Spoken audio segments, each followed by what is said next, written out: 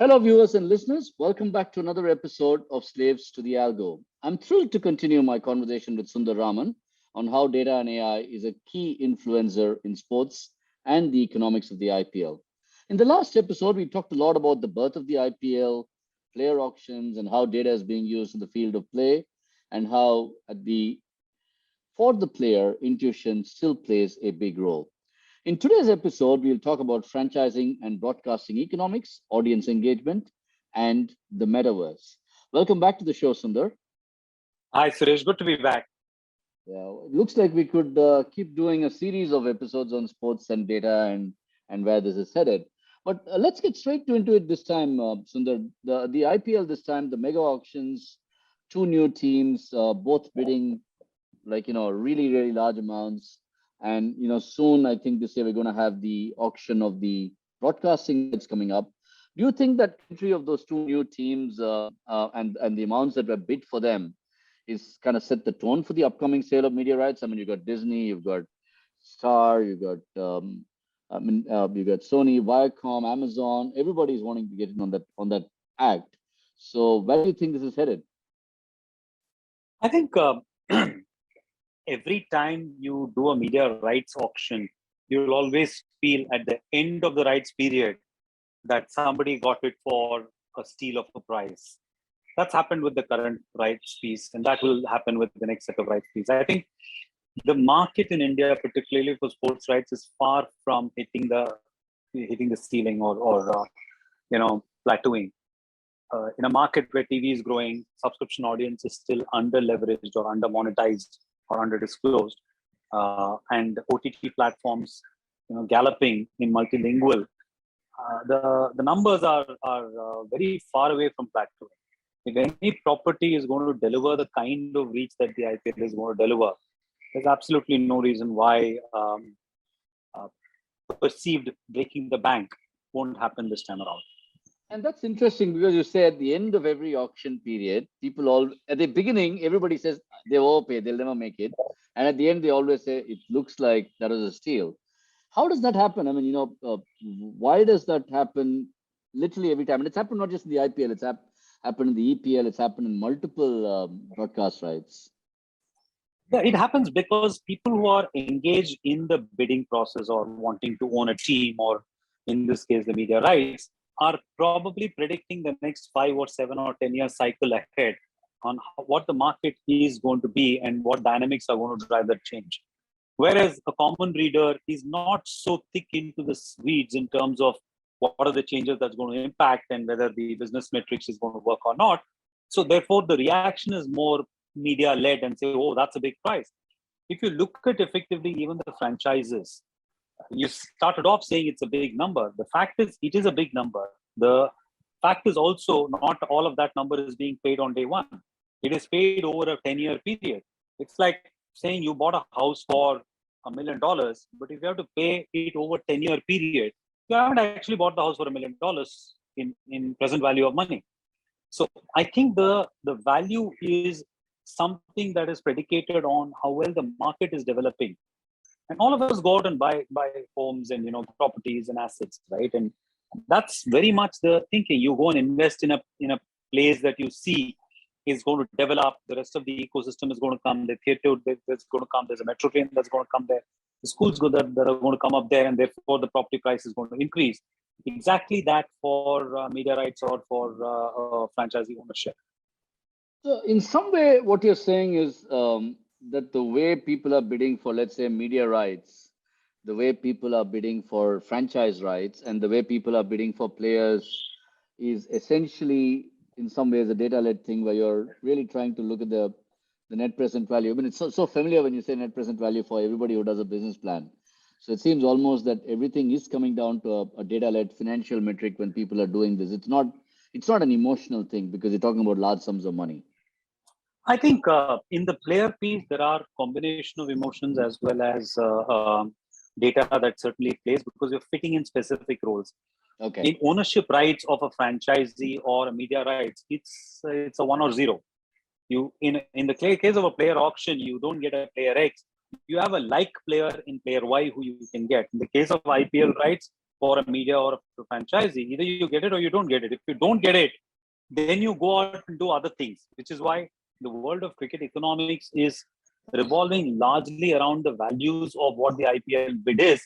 So can I go and bid the other markets? So everybody sorts of waits at the gates of media rights to say, okay, this engine is cleared now.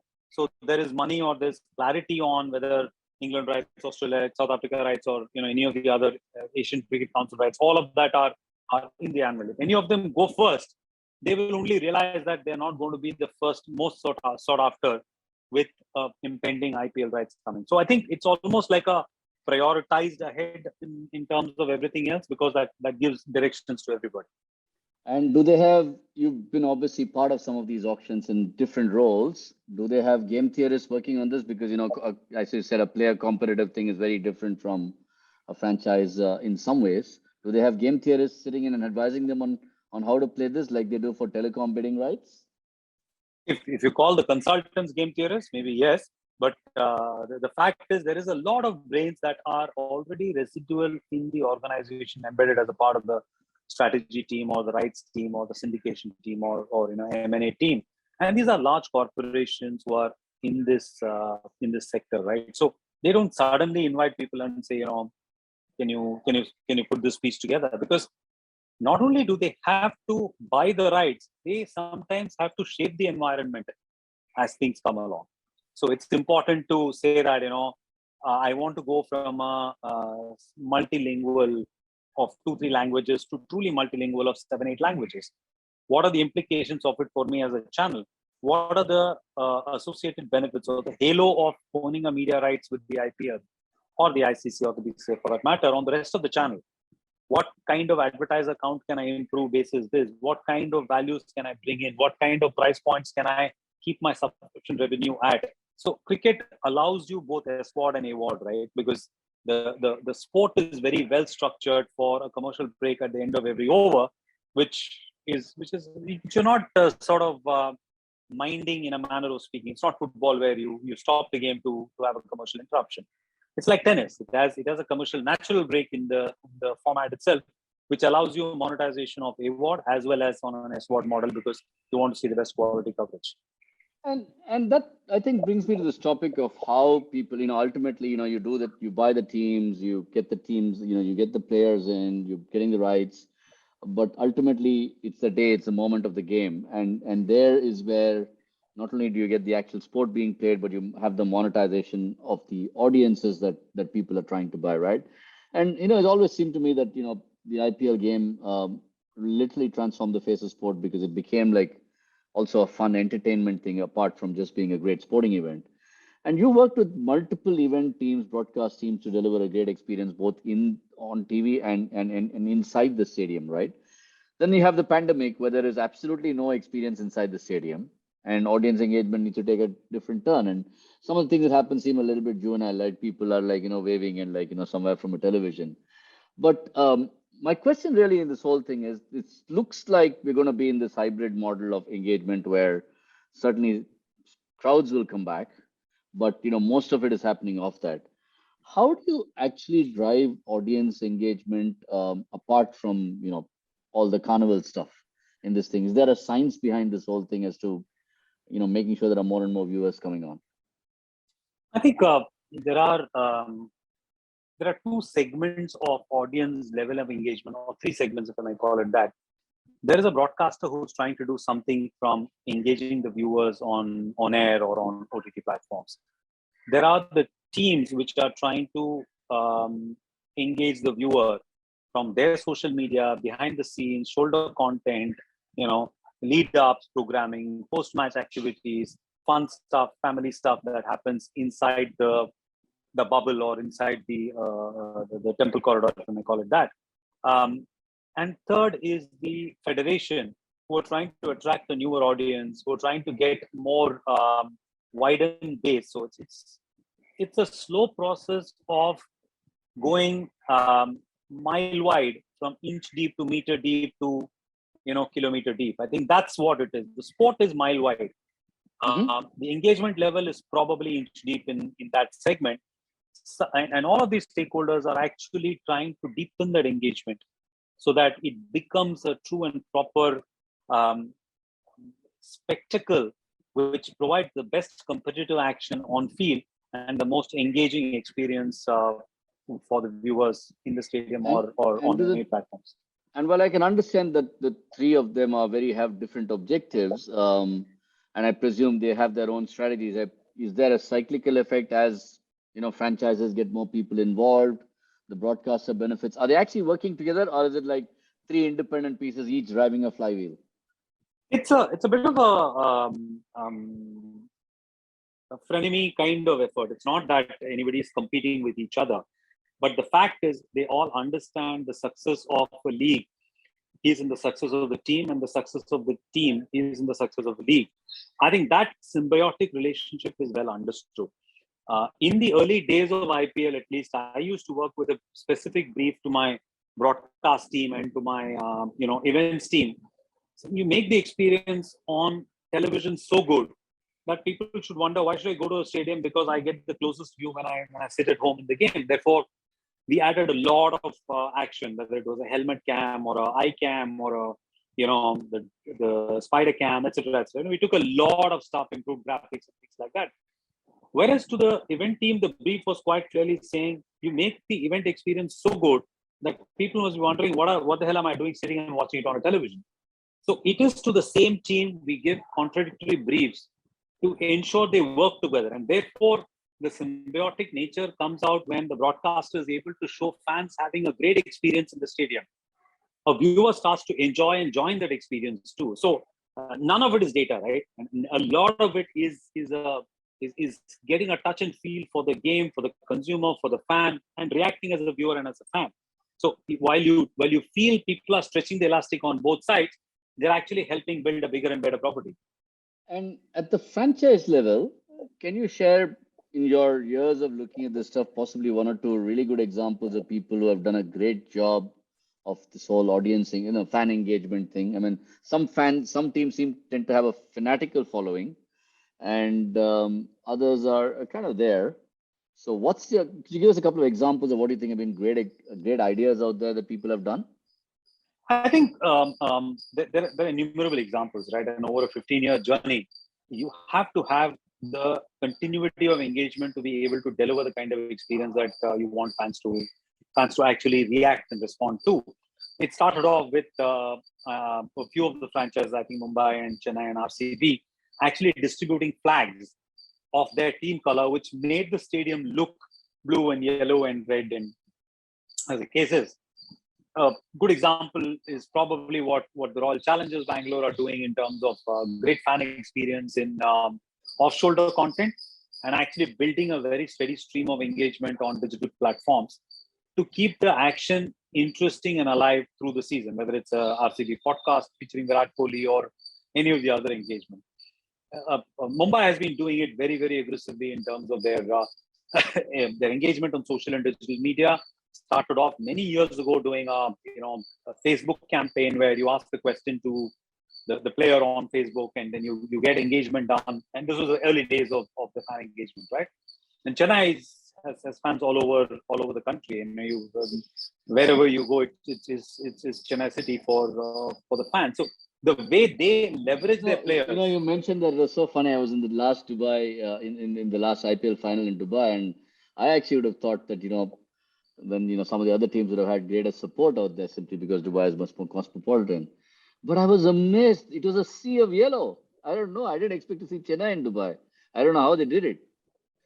I think it is a large amount of consistency of performance, the way they play their game, the way they carry themselves, and the leadership that MSD has shown and demonstrated both while playing, representing the country as well as for the franchise. And I think it's probably everybody's favorite team or second favorite team if there's got to be one. So I think that's the way the franchise is engaged with the fans. And the way they actually communicate is also very local and very earthy, right? And when everybody talks about IPL is starting, this is starting, that is starting, Chennai will put out a simple one-word tweet saying Aarambiklangla, it's just a very, very earthy way of saying, what's this fanfare about? Let's start. Can we? I think that's the way they connect with the fans in a very, very rooted manner, and that's a style that they've developed. Similarly, RCB has developed a style, MA has developed a style, RR is developing a style. Yeah, Delhi has developed a style. So it's all left with them. And two things. You talked about three people who are monetizing this, but I found another thing. I think we referred to it in the last episode. You also have now the players actually driving their own engagement because they have such large individual followings in many ways. They are the ones actually, they have larger followings than any particular tournament or stuff, right? Like, whether it's Kohli, Ashwin, all these people. Is that also becoming a bit factor in this whole audience engagement that I want to follow? And if it's football, it's Ronaldo and Messi. If it's cricket, it's Kohli. It might be Ashwin, it might be Bumrah. So that's is that becoming a big thing now? The the player piece actually started to get even more traction during the lockdown because most of them were sitting in their homes and not getting practice or game time, which allowed them to reconnect with the fans through social platforms. A lot of players used to get their social handles managed by managers, and therefore a lot of it, in a manner of speaking, was curated much against the grain of what social media itself was. But once they started to engage themselves, do podcasts, do Insta chats, and come out into the open and make themselves accessible and available, you know, ask X or Y or Z as a hashtag started to trend. And I think they took those 10 minutes, 15 minutes, half an hour windows to actually improve their connect. That directly led to a better monetization opportunity for them on personal endorsements and social media posts and stuff like that. So, what the Web 2 has actually done is allowed a two-way communication, right? But it has not allowed the ownership of that content to be with the creators in the manner of speaking. So I think that's the way the engagement carpet is rolling, and it will start to see more and more action. Some of them are shy, some of them are not very friendly with social media, and a few of them who are actually having a very, very good time and engaging time. And I want to come to that. I think that's really the last big point that I want to talk to you about, which is the whole evolution towards Web3 and the metaverse and all that. But one more thing on the audience engagement, gamification, the whole idea of fantasy, the whole idea where I can be the manager. That's also seemed to be another thing that's becoming literally in practically every sport, but definitely in the IPL as well, a big thing in terms of driving audience engagement. Thoughts? Yes, the first quality fantasy league, if you may call it, was started by the IPL. Whether it was for an engagement reason or you know connecting with the fans. Whatever be the reason, the real reason, as I put it, was it helped fans stay engaged and familiarize themselves with players. Because that time you needed to have one uncapped player who you should be a part of your squad, and it was not for money, right? It was for audience engagement. It allowed you to familiarize with the players, allowed you to familiarize with the teams, allowed you to familiarize with the results that are going to happen, whether your team was playing or not. The success of any league is in polarizing fans. In terms of I am a Bayern fan. I am a you don't have a Bundesliga fan in the real sense. You have a Bayern fan or a Borussia Dortmund fan. Polarization actually drives the tribalism for the engagement. But what it also does is it takes away the interest from the rest of the 70 matches that the other teams are playing, your team is not playing, or 60 matches as the case is. How do you get them to stay connected with the results of what is happening? All of us follow the game. Yep. In some capacity, whether we are watching it on Quick Info, following a score or a update that comes on our notification, we follow the more people follow the game today, but not necessarily watch the game. I'm not talking about the IPL. I'm talking about cricket in general, and particularly in test matches and stuff like that, right? So what a fantasy league does is it allows you to be engaged in the game for far more longer, irrespective of whether your team is playing or not, because your players are playing, and you have a sort of a leaderboard which status which allows you to cry from the rooftop saying, what, Yeah. I want today's round. You make a really interesting point, and you talked about polarization drives the success and engagement, but it fragments the attention because everybody starts to go into a smaller thing. And you talked earlier about, how you had to drive the in-stadium experience and say that is the best, and you had to drive the on-television experience and say that's the best. It's almost as if you're saying that this whole fantasy league and the gamification is something that keeps them involved in between because and universally across the whole league. Am I getting this right? It is one of the ways that it is keeping them involved, right? I think fantasy league is one way of engagement that has happened in the sport. There have been a lot of other real money engagement that have happened. See, the delta has always been the only avenue you gave fans to show their interest in the game was buy a ticket or buy a jersey. Now there are more and more ways that are evolving that I can show my interest in the game, whether it's real money gaming or any other format or ownership of collectibles, and all the other stuff is what is driving that change as we see it. So it is an important aspect of what the game engagement is, but I think the economic model there needs a bit of restructuring in my view. In what way? I think the fact is, if somebody is going to earn $1 on the back of a performance of somebody else, is there a fairness in the distribution of that dollar? That's a great question because you asked this question even in the context of advertising and what you call there's a new trend that's working on this way, saying that it's my data, but a platform is making all the money by allowing somebody to target me based on my preferences that I reveal to the platform. So No, in I a think it's sense, you're also the saying other it's way, right? somewhat similar, No, it's right? also the other way, right? Take the music industry as an example, right? You listen to a Pink Floyd song or a Dire Straits song, wherever you are in the world, there's a royalty that is getting collected and accumulated to the artist or to the album, which eventually go to the artist. So, what is the equivalent of a KL Rahul scoring a 50 here and Suresh Shankar making 5 lakhs because he had KL Rahul in his team for putting 50 And that cents? is, I think, almost the perfect segue, Sundar, into not what all that's happened in the last 12 years, but what's going to happen in the next 10. And the whole idea of the creator economy, the Web 3.0, the metaverse, all of the stuff that's coming our way. And clearly, I mean, I know Faze Technologies, the company that you're the co-founder of, is also kind of trying to do something that's ahead of time. But as we go through this whole thing, how is this going to change the game fundamentally? Because I think it leads up so well to this question. I'm a player. Do I get a right like a music producer or whatever it is? I'm a participant as a spectator, as a person playing a fantasy league, but I'm also being targeted by somebody else who's actually providing the platform. How is this whole world going to work over the next 4 3 4 years? Because clearly sport is one of those areas where this whole idea, whether it's NFTs, the metaverse, the experiences, the use of and democratization can come together very well.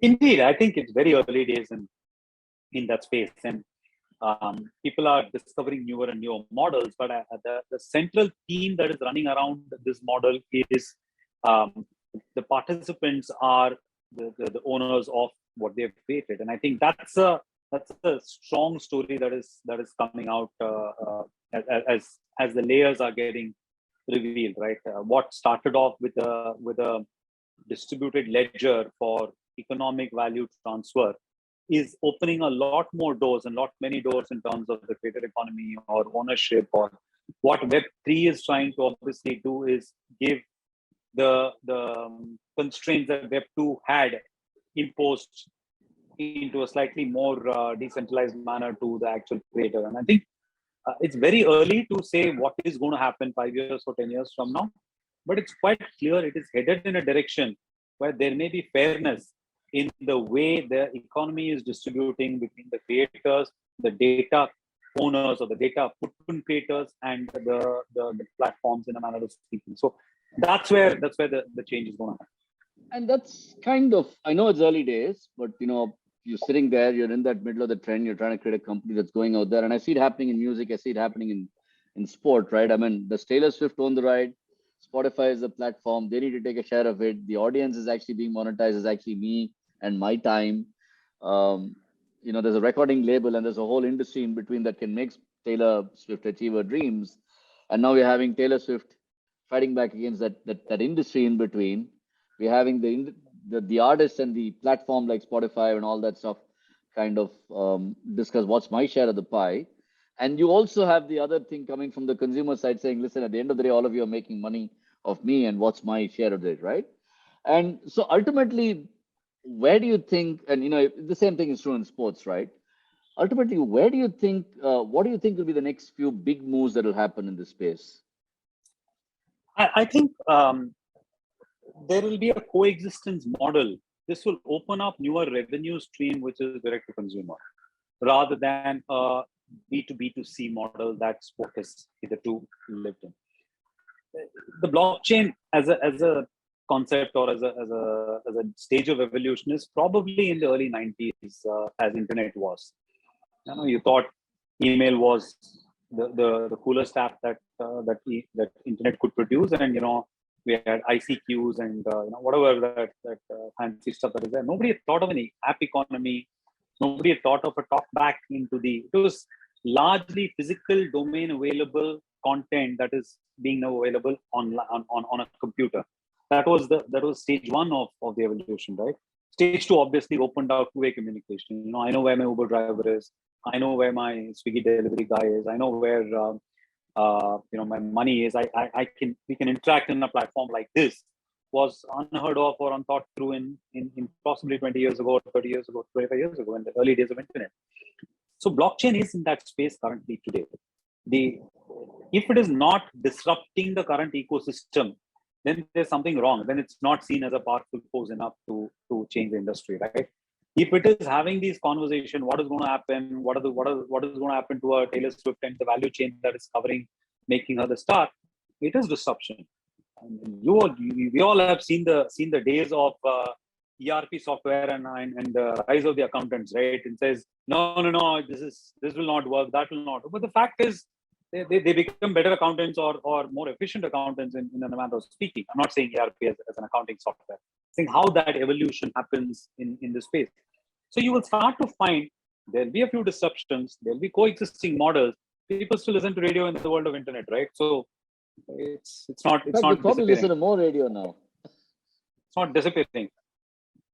Yeah, and that comes back to again, what you're trying to do with Faze, and the fact that you're trying to create all these NFTs linked to specific clips from the ICC's back catalog. And one of the interesting things is that I always keep wondering this about technology, right? I've been in this business for a long time, and I keep saying we when we say we'll do personalization, it is always, the corner shop guy used to know my family and all the preferences, right? We didn't have any computers. So the same way, when I think about sport, it's like you had these cards, right? The player cards that we all used to collect. In the US, it was baseball cards. In India, it was cricket cards. I'm sure it was football cards in the UK. Um, isn't that isn't this whole NFT thing a little bit like trying to take things that we have done in the past before about how you get fan engagement, but bring it back in a different way in the form of technology, or is it something more?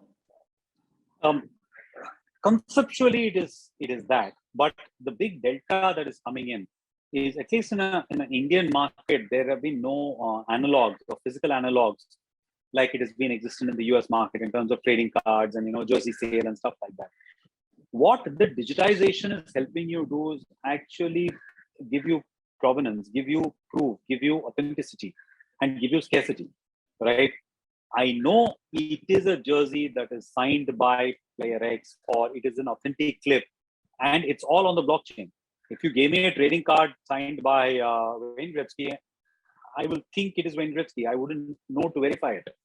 There's no way of me validating it.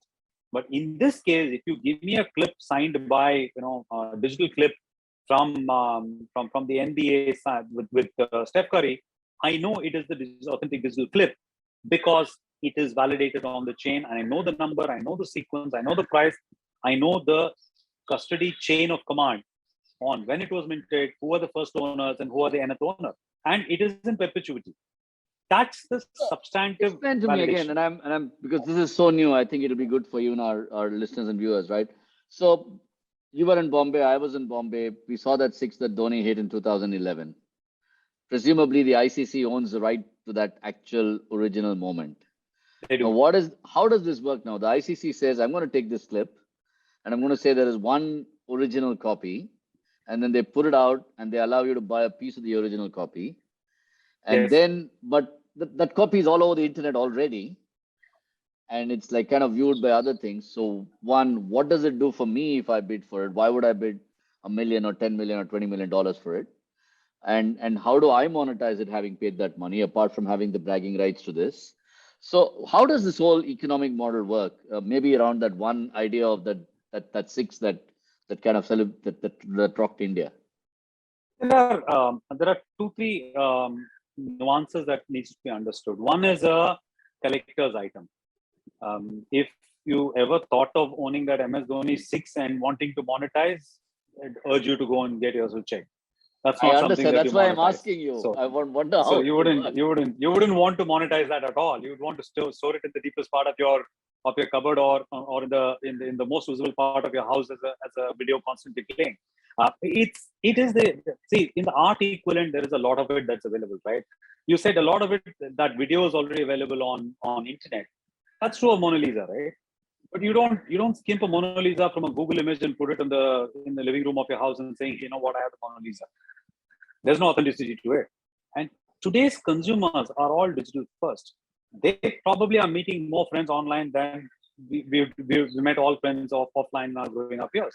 And their life is digital. It's a matter of time before all the paintings in the wall of majority of the places become digital screens showcasing NFTs owned by them as real assets of value, which is mood based. So if you have a breakfast catch up with somebody, it may have a specific NFT. If you have a dinner catch up with somebody, that same screen will morph into something else to create the mood and environment. You may want to have your NFT that is so precious to you as a part of your Apple Watch screen, or as a part of your Zoom face, or as a part of your DP. There's already work that's happening with Instagram and Twitter and the likes to draw down all the NFTs that you will own to make it available as a part of your profile. So I know this is the kind of personality that you are.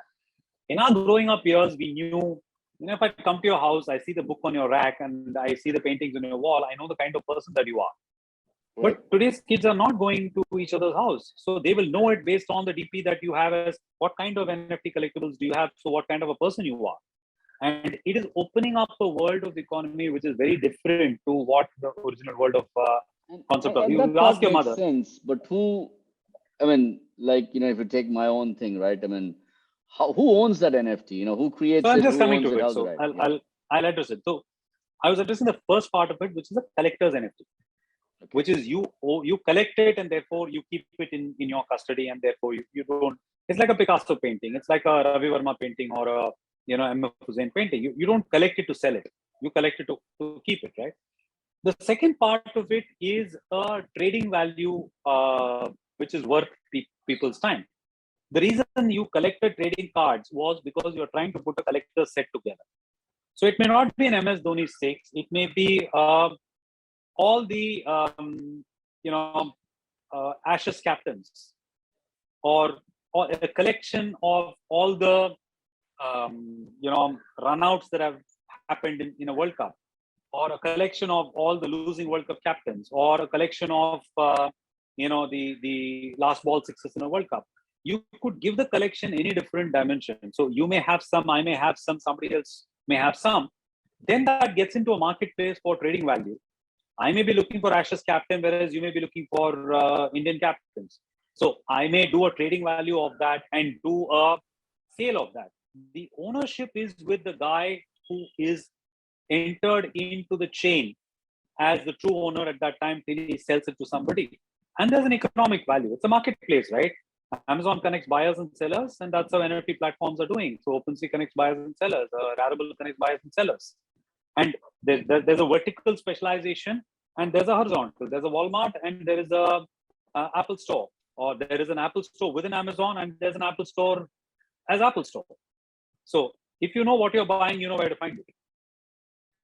So to come back to this idea, so again, you're saying that there will be things that I will create myself, and therefore they're there. But I presume a lot of the NFTs will still be based on things that either have been generated by, in the world of sport specifically, by a player or by a federation or by a broadcaster, etc. Right? So Yes. is it the issue that they're going to now say, I'm going to create this marketplace where anybody can come in and own the rights to that. That's essentially what's happening. No, I don't think anybody is going to be able to create that because their core businesses are very different, right? And a federation's job is to grow the game and generate adequate revenues to help support and fund the game and the development of the game. And a broadcaster is doing something which is engaging, connecting content with platforms. NFTs are not going to be the what should I say, 500 million people who watch cricket will all end up owning NFTs in 1 year's time or 2 years time. I don't think that's even the realistic expectation. It's like saying everybody in the world has an access to internet today. No, that's not even true after so many years of internet, right? I think it is allowing value creation, new streams of revenue, new engagement opportunity for the fans, and a true sense of ownership on what you want to do with it. I may create as I said, a collection which I may put it in my vault and in my profile in my life, or there will be utilities that will play out as the case may be. But who creates the collection is my question. Is it the ownership is with the ownership of the collection will be created by either the platform who owns this set of rights, because everybody is trying to give you a reason to come to the store, right? And that is either a utility, it's allowing you for specific use cases. And so you own an NFT which is of a World Cup finals. You may get a ticket to the World Cup final or an upgrade at the World Cup final if you have a ticket. So that's how you drive consumer engagement in a very, very different manner. And that allows you to go back and buy that as a special experience. Got it. So so for example, you're saying I could, the platform buys the rights of certain things from, let's say, either the broadcaster or the federation, and they create these collections, and then they're putting it out on a marketplace.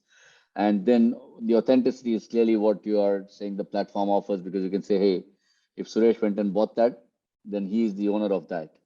That would still lead me to a question: can actually players participate in this world? I mean, the players, as in the artist who makes the music, or the actual player on the field of play, whether in football or not. And two, how does a fan participate? For example, and just a personal one, there was a year in which just before Sachin retired, I went and saw him play around the world, and I literally have all those clips and shots of all of that, right?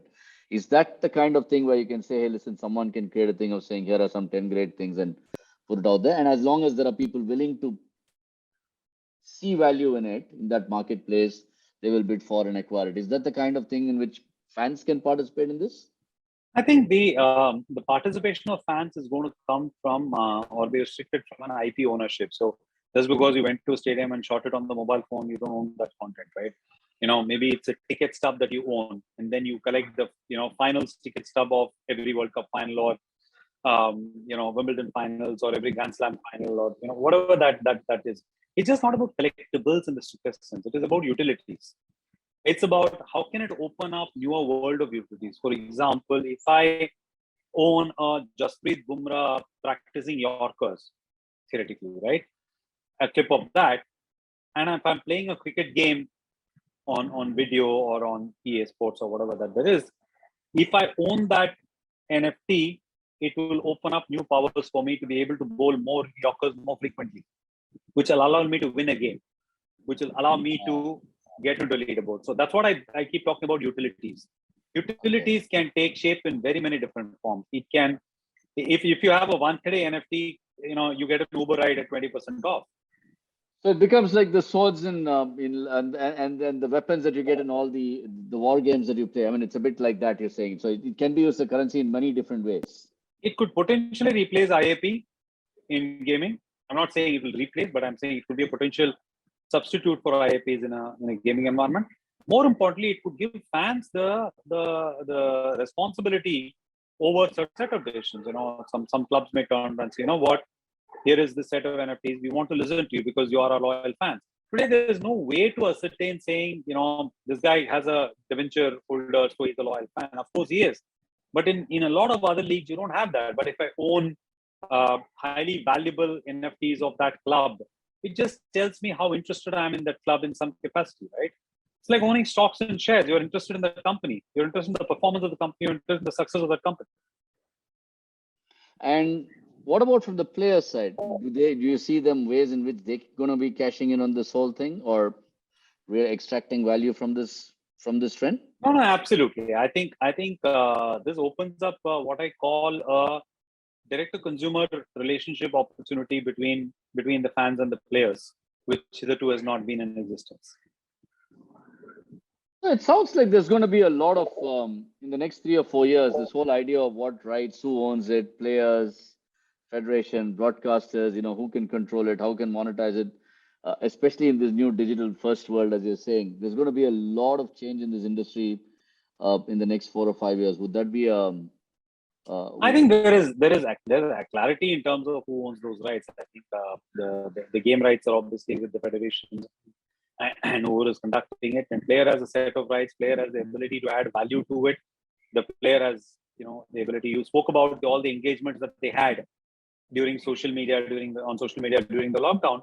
Some of it could be monetizable at some point in time, right? And the social media platforms could act as marketing channels for their direct to consumer monetization models.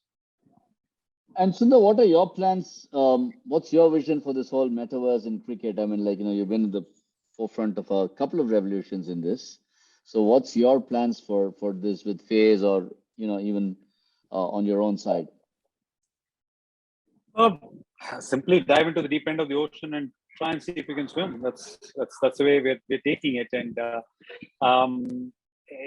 fan craze, as it's called, Faze is a technology company, and fancraze.com is where the marketplace is active and operational. In fact, there is a drop happening tomorrow. You should try and see what you get out of it, and And that's how easy Fan or difficult. Phase. Fan craze. Fan Craze. It's fancraze.com. Fanpage.com. That's right. Okay. Okay. So I'll Check head over fanpage. there. You check over tomorrow. There's a drop, and it just opens up newer and newer challenges for people to say, listen, let me first own it. Today, the number of cricket NFTs that are socialized in the marketplace itself is not as many. So unless you socialize that many number of marketplace NFTs, you're not going to be able to sort of make a meaningful community around it. And that's what is happening. And Fanpage is driving that change in the manner that they can do it. Metaverse is what I call the digital equivalent of a boardroom world called strategy. Everybody uses it, but generally don't understand what it is. It is going to be it is going to play out itself, and there are going to be some defining moments in the days to come. Again, going back to the belief systems of Web3, Web3 requires a mindset, just not a technology or a platform. And I think that mindset requires a lot more conviction amongst a lot of people to actually drive this change of decentralization and individual ownership with authenticity and verifiability at the heart of it.